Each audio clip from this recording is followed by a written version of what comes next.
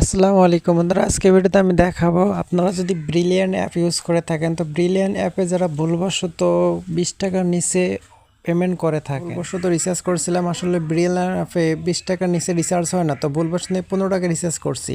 তো এই 15 টাকা আমার ব্রিলিয়ান্ট অ্যাপে অ্যাড হয় নাই, শুধু 20 টাকা যেটা সেটা রিচার্জ হয়েছে। এখানে দেখতে পাচ্ছেন 20 টাকা রিচার্জ হয়েছে কিন্তু 15 টাকা হয় নাই।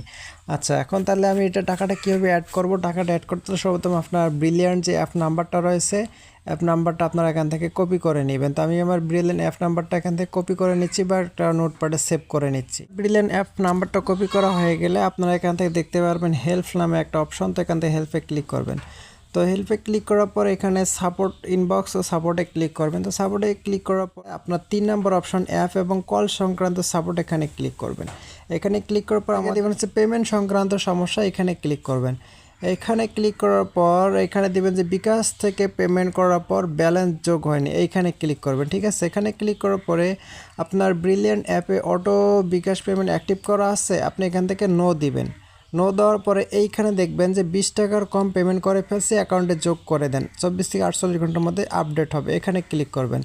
এইখানে ক্লিক করার পর এখানে ফুল তথ্যগুলো ফিল আপ করতে হবে। এখন আমরা যে ব্রিলিয়ান্ট নাম্বারটা নিলাম সেই নাম্বারটা এখানে জাস্ট আমরা কপি করে বসাই দিব। তো নাম্বারটা আমরা এখানে বসাই দিলাম। ঠিক আছে, নাম্বারটা ভুল করা যাবে না। তো নাম্বারটা বসাই দিলাম। বসাই দেওয়া হয়ে গেলে এখন ব্রিলিয়ান্ট রিচার্জকৃত রিচার্জ মোবাইল নাম্বার, এখন আপনার ব্রিলিয়ান্ট নাম্বারটা যেই নাম্বার দিয়ে খুলছেন সেই নাম্বারটা এখানে বসাই দিবেন। তো আমি আমার নাম্বারটা বসাই, যে বিকাশ নাম্বার থেকে পেমেন্ট করছেন, এখানে যে বিকাশ নাম্বার থেকে পেমেন্ট করছেন সেই বিকাশ নাম্বারটাও বসাই দিবেন। এখন যে নাম্বারে টাকাটা পাঠাইছিলেন সেই নাম্বারটা এখানে বসাই দিবেন। আমরা যে নাম্বারে পেমেন্ট করছিলাম বিকাশ মার্চেন্ট নাম্বার, সেই বিকাশ মার্চেন্ট নাম্বারটা এখানে বসাই দিব। এখানে বিকাশের মার্চেন্ট নাম্বারটা আমরা এখানে বসাই দিব। ঠিক আছে, তো এখানে টাকা, তারপর এখানে পেমেন্টকৃত টাকার পরিমাণ 15 টাকা, যত টাকা রিচার্জ করছি তত টাকা, তারপর ট্রানজ্যাকশন তারিখ এবং সময়, তারিখ এবং সময়টা আমরা এখানে বসাই দিব। তার নিচে চাইছে ট্রানজ্যাকশন আইডি, তো আর এখানে ইমেল চাচ্ছে, তো আমরা একটা ইমেল দিলাম। দেওয়ার পর এখানে ট্রানজ্যাকশন আইডিটা আগে বসাই, ট্রানজ্যাকশন আইডি, তো এটা আমরা কপি করে নিলাম।